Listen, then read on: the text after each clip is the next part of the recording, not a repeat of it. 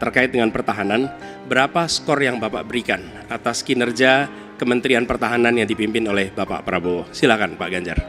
5 juga. Karena itu menurut saya skornya justru di bawah 5 Mas Ganjar. Kalau 5 itu ketinggian Pak Ganjar. Terima kasih Pak Ganjar. Mas Anies gak usah takut. Disebut aja angkanya berapa gitu loh. Kayak saya gitu loh. Jangan di bawah 5, sebut aja berapa. 11 Mas, dari 100.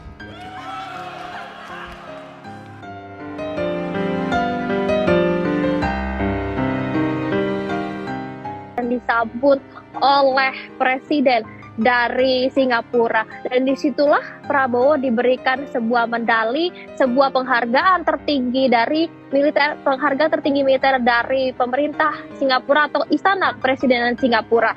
Dan selanjutnya pemirsa dapat kami informasikan bahwa penghargaan ini diberikan oleh pemerintah Singapura karena merupakan selama Prabowo Subianto menjabat sebagai Menteri Pertahanan, hubungan kinerja antara pemerintahan Singapura dengan Indonesia, hubungan bilateral yang terjalin dengan sangat baik, terutama khususnya dengan kebijakan-kebijakan bilateral di bidang pertahanan.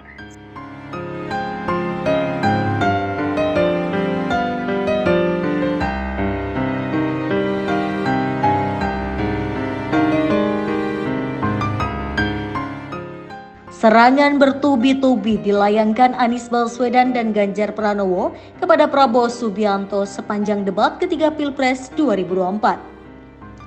Serangan itu dianggap membuat karakter emosional Menteri Pertahanan bocor ke publik.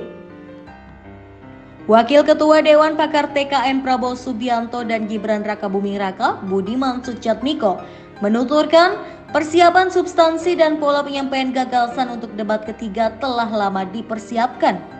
Terlebih sudah dibahas dalam 3 kali pertemuan internal Dewan Pakar TKN Prabowo Gibran. Budiman meyakini Prabowo bisa menyuguhkan isu serius dengan tidak kaku.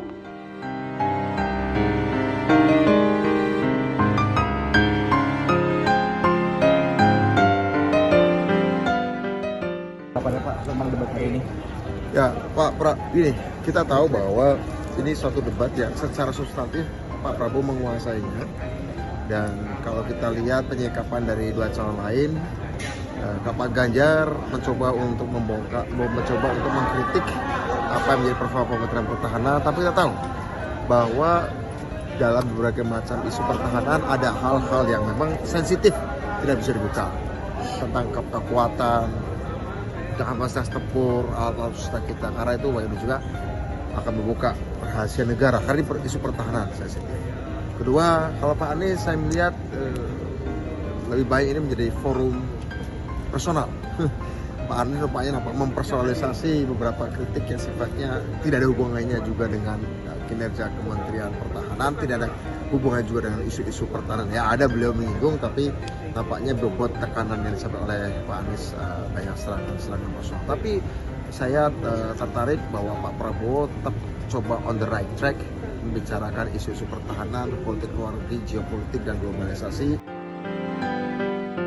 Lagi pula menurut Budiman, Prabowo yang memiliki pengalaman sebagai Menteri Pertahanan pasti khatam terkait dengan tema debat kedua Capres Ihwal Pertahanan, Keamanan, Hubungan Internasional, dan Geopolitik. Sementara itu, persiapan Capres yang mengusung konsep perubahan, Anies Baswedan, tak kalah serius dengan Prabowo Subianto.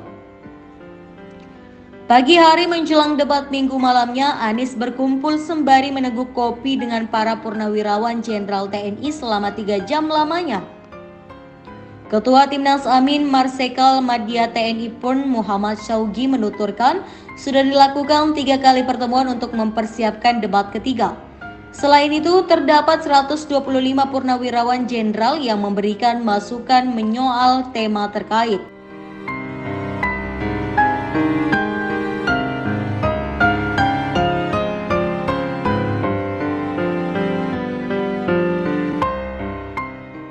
Syaugi menambahkan tak akan menggunakan gimmick-gimmick di luar substansi untuk kebutuhan penampilan.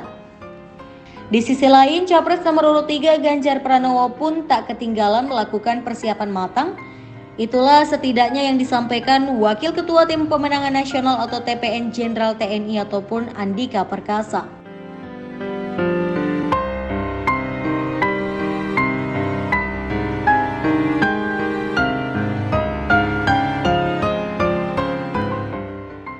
Persiapan para capres tersebut terbukti menyuguhkan debat yang semakin panas dibandingkan debat kandidat sebelumnya. Dosen Ilmu Komunikasi Politik dari Telkom University, Adi Bayu Mahadian, sepakat mengenai hal itu. Adi Bayu menyebutkan ini dikarenakan Anies dan Ganjar yang semakin masif menyerang Prabowo lebih dari debat sebelumnya. Ini terutama dilakukan oleh Anies karena ia mengusung konsep perubahan yang berlawanan dengan posisi Prabowo sebagai incumbent yang melanjutkan program Jokowi. Menurut Adi Bayu, penampilan Anies dalam debat kedua tergolong agresif karena sudah menyerang Prabowo sejak pembacaan visinya.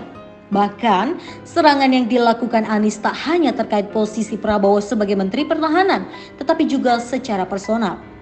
Bahkan, berdasarkan pengamatan Adi Bayu, tatapan Anies cenderung melirik ke atas tanpa ekspresi, dengan mulut sedikit terbuka ketika mendengarkan Prabowo berbicara. Ini menandakan ia tak sedang menyimak, melainkan berupaya keras memikirkan tanggapan balasan. Kendati demikian, Adi Bayu menilai serangan-serangan Anies tersebut berhasil memancing emosi Prabowo. Sedangkan Prabowo masih tak memiliki kebaruan penampilan dibandingkan debat sebelumnya dan cenderung kurang terkontrol.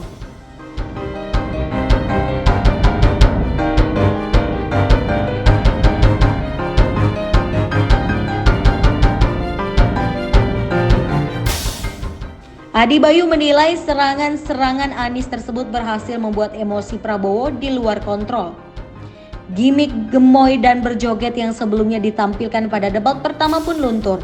Prabowo kembali pada default karakter aslinya. Senada, pakar mikro ekspresi Kirdi Putra menilai penampilan Prabowo pada debat kedua ini lebih tidak terkontrol dari debat sebelumnya.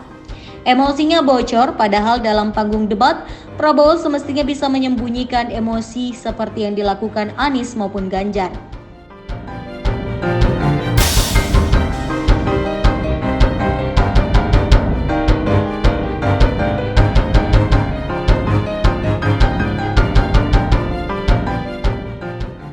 Selain itu, Kirdi menggarisbawahi serangan ad hominem Prabowo sebagai respon emosinya terhadap Anies.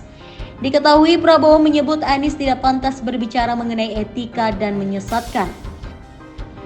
Sedangkan menurut pakar mikro ekspresi Monika Kumalasari, ketidakmampuan Prabowo menguasai emosi dalam bentuk menginterupsi dan berkacak pinggang menjadi perhatian hingga moderator perlu mengatur untuk menenangkan. Direktur Eksekutif Parameter Politik Indonesia Adi Prayitno memandang, di antara penampilan ketiga capres, Anies memiliki penampilan paling menonjol karena melakukan serangan berkali-kali kepada Prabowo. Adi menyebutkan substansi yang digunakan Anies untuk menyerang Prabowo memuat topik yang kerap menjadi atensi publik, di antaranya etika, food estate, serta pengadaan barang yang ada di Kementerian Pertahanan. Meski gagasan Ganjar tak kalah menarik menurut Adi, serangan konsisten Anies dari awal hingga akhir berhasil membuatnya lebih mendapatkan perhatian publik. Menurut Adi, Prabowo juga tak membawa kebaruan substansi pada tema debat terkait. Prabowo cenderung menggunakan perspektif lama mengenai negara yang maju harus didukung dengan militer dan ekonomi yang kuat melalui hilirisasi dan pembelian alat perang. Ditambah penampilan debat kedua, Capres Prabowo juga tidak memperlihatkan perubahan strategi dibandingkan dengan debat pertama. Sedangkan menurut dosen Ilmu Politik dan International Studies Universitas Paramadina sekaligus Direktur Eksekutif Institute for Democracy and Strategy Affairs atau Indo-Strategic, Ahmad Khoirul Umam, secara keseluruhan serangan-serangan yang dilakukan saat debat mesti diperhitungkan lebih tepat agar malah tidak menjadi senjata bagi lawan.